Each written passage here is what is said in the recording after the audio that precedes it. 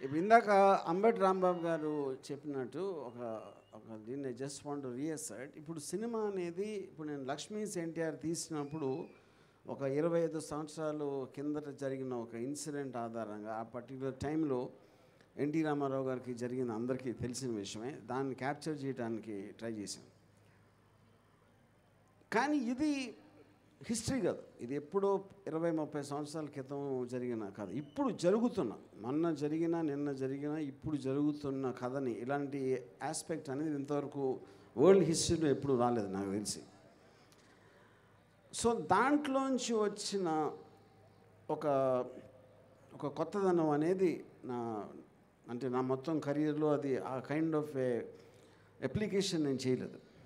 ఇప్పుడు ఈ సినిమా గురించి చెప్పటానికి ఏం లేదు. ఎందుకు లేదంటే పబ్లిక్ డొమైన్లో ఉన్న కొన్ని ఉంటాయి, అందరికీ తెలిసినవి కొన్ని ఉంటాయి. వేరే వేరే విశ్లేషకులు వాళ్ళు ఏం మాట్లాడతారు, వాళ్ళు ఏం అనలైజ్ చేస్తారు అనేది రకరకాల ఒక దృక్పథాలు ఉంటాయి.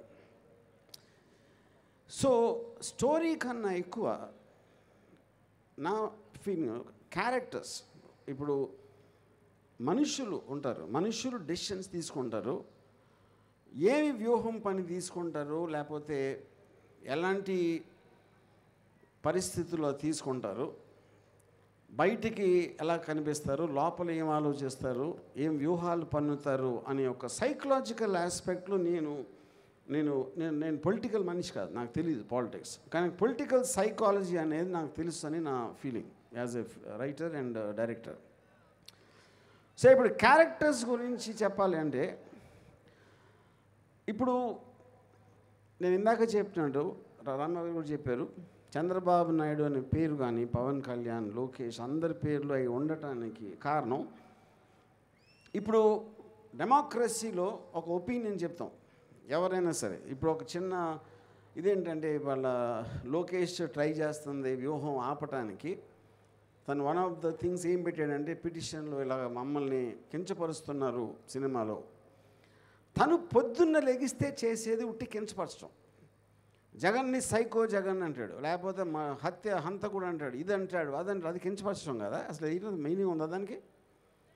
చంద్రబాబు నాయుడు గారు కానీ, పవన్ కళ్యాణ్ కానీ, లోకేష్ కానీ, జగన్ గారు గవర్నమెంట్లో ప్రజలకు పని చేస్తున్న టైంలో వీళ్ళందరూ కేవలం అవతల వాళ్ళని తిట్టడం ఒక్కటే పని పెట్టుకున్నారు, అందరికీ తెలుసు.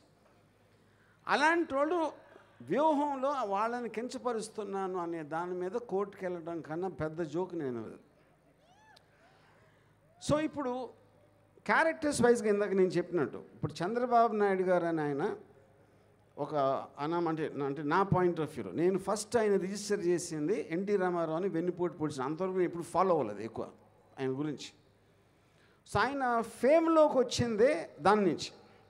వచ్చిన తర్వాత ఏమాత్రం కామన్ సెన్స్ ఉన్నా ఎన్టీ రామారావుని ఇంకా బ్యాడ్ క్యారెక్టర్గానే కన్సిస్టెంట్గా ఉంచితే అట్లీస్ట్ ఒక పాయింట్ ఆఫ్ వ్యూ ఉంటుంది ఆయన దృష్టిలో, ఆయనకు ఉన్న ఎక్స్పీరియన్సెస్ అని. ఎప్పుడైతే అయిపోయి ఆయన పోయిన తర్వాత మళ్ళీ ఆయన దేవుడు చేసి ఆయన మహానుభావుడు ఆయనే కనిపెట్టాడు అంటే ఎన్టీ రామారావు గారికి ఉన్న ఫ్యాన్ బేసు ఎక్కడ పోతుందో అనే భయంతో అది చేయటం. సో అలాంటి వ్యూహాలు పన్నే ఆయన ఆబ్వియస్లీ అప్పటి నుంచి ప్రతి దానికి నేనే ఇది చేశాను, నేను అది చేశాను అని చెప్పి అక్కడి నుంచి ఇంతవరకు ఆయన ఏం చేశాడో నేను ఒక మామూలు ప్రేక్షకుడిగా, one of the citizens of ఆంధ్రప్రదేశ్గా నేనైతే చూడలేదు. అప్పుడు నాకు ఒక ఒపీనియన్ ఏర్పడుతుంది తన మీద. అలాగే రంగుల రాజా పవన్ కళ్యాణ్, ఇప్పుడు ఆయన మొహానికి రంగు వేసుకుని ఒక పెద్ద సూపర్ స్టార్ అయిపోయాడు. Nobody says no, terrific, absolutely ఆయన పెద్ద ఫ్యాన్ ఫాలోయింగ్ ఉంది. ఒక రాజకీయ నాయకుడిగా వచ్చినప్పుడు నేను ఇది చేస్తా అని సినిమాలో డైలాగ్ చెప్పినట్టు చెప్పి ఆ తర్వాత ఇప్పుడు జనసేన పార్టీ పెట్టినప్పుడు నేను కూడా ఇంప్రెస్ అయ్యాను ఆ టైంలో. సో దాని తర్వాత అన్నీ జరిగిన అందరికీ తెలుసు, దాన్ని మళ్ళీ మనం రిపీట్ చేయాల్సిన అవసరం లేదు. ఇప్పుడు లేటెస్ట్గా చూస్తే ఊరు పేరు తెలియని ఒక అమ్మాయి తెలంగాణలో ఫేమస్ అయిపోయి బర్రెలక్క అంటే బర్రెల్ని కాస్తుంది. బర్రెల్ని కాసే ఒక అమ్మాయి అంత పాపులర్ అయిపోతే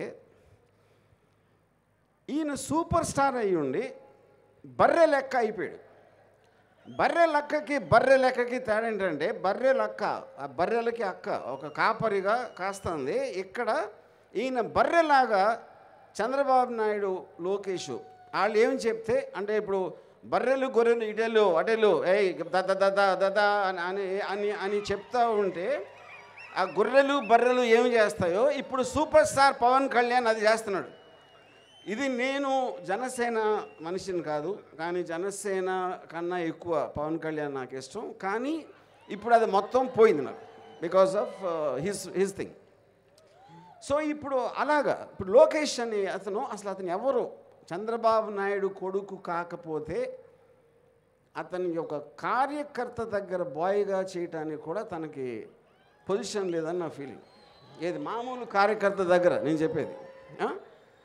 ఇప్పుడు ఆయన ఏమీ చేయకుండా ఎక్కడ ఒక గెలవకుండా అసలు ఈయన ఏదో ఒక పెద్ద మహానుభావుడు అనేసి ఆయనే అనుకుని ఆ ఫాదర్ ఏమో పుత్ర ప్రేమతో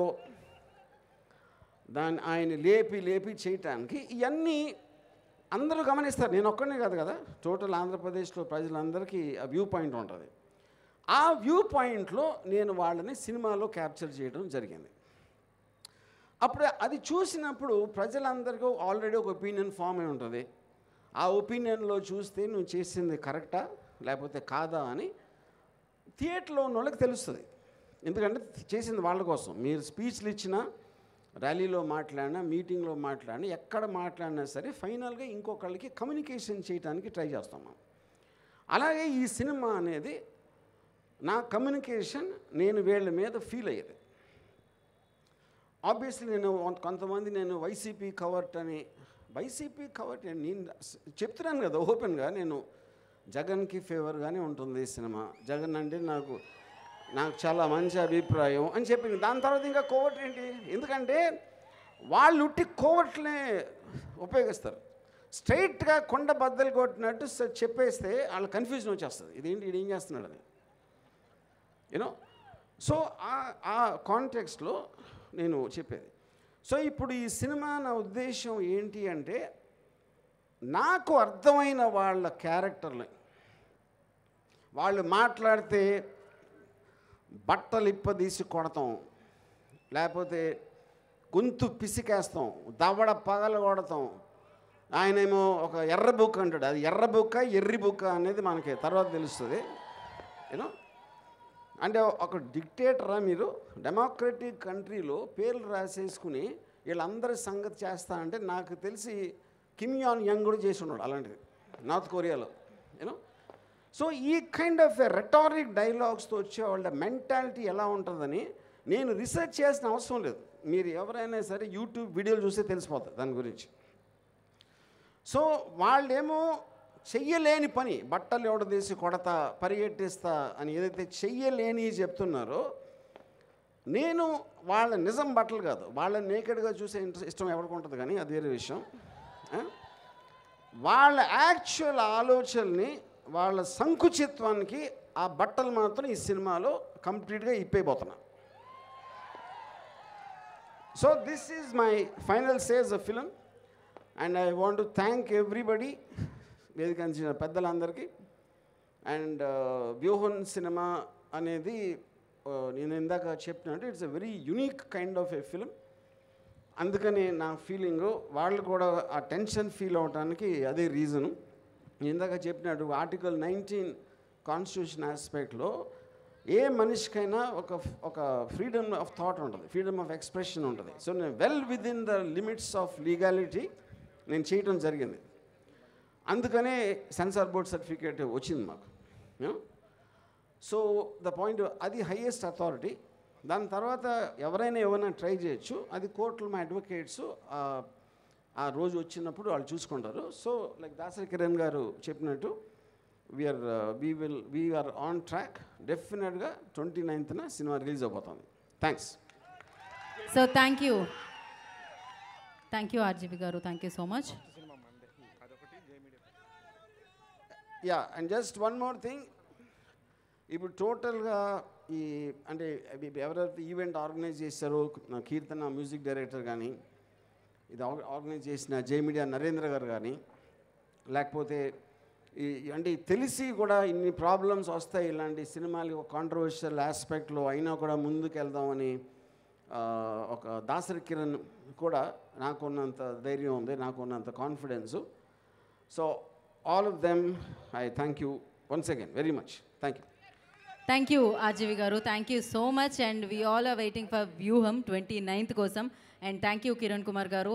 అండ్ ఎస్, బోలెడని డబ్బులు రావాలి ఈ చిత్రం, ఇలాంటి మంచి చిత్రాలు మీరు అందించాలి, ఇది ప్రజల్లోకి వెళ్ళాలి అన్న ఉద్దేశంతో మీరు చేస్తున్నారు కాబట్టి సో అది సక్సెస్ అవ్వాలని మనస్ఫూర్తిగా కోరుకున్నాం. అండ్ అంబటి రాంబాబు గారికి అండ్ అందరికీ కూడా పేరు పేరున కృతజ్ఞతలు తెలియజేసుకున్నాం. రోజా గారికి, ఫాతిమా గారికి, ప్రతి ఒక్కరికి కూడా పేరు పేరు మీద కృతజ్ఞతలు చేసుకుంటున్నాం. 29th కోసం వెయిట్ చేయండి. ఇక్కడికి విచ్చేసిన ప్రజలందరికీ, సో జగన్ గారిని అభిమానించి జగన్ గారిని ఇక్కడ వరకు నడిపించిన వ్యక్తులందరికీ పేరు పేరున కృతజ్ఞతలు తెలియజేసుకుంటున్నాం. Save the date 29th December. Vyuham మీ అందరినీ పలకరించడానికి మీ ముందుకు వస్తుంది. And today's event by J media factory. Thank you so much Narendra garu. And thank you so much వ్యక్తులందరికీ, ఇక్కడికి విచ్చేసిన వారందరికీ మరొకసారి ప్రత్యేక కృతజ్ఞతలు తెలియజేసుకుంటున్నాము. And this is Geetha Bhagat signing off. శుభరాత్రి. Thank you.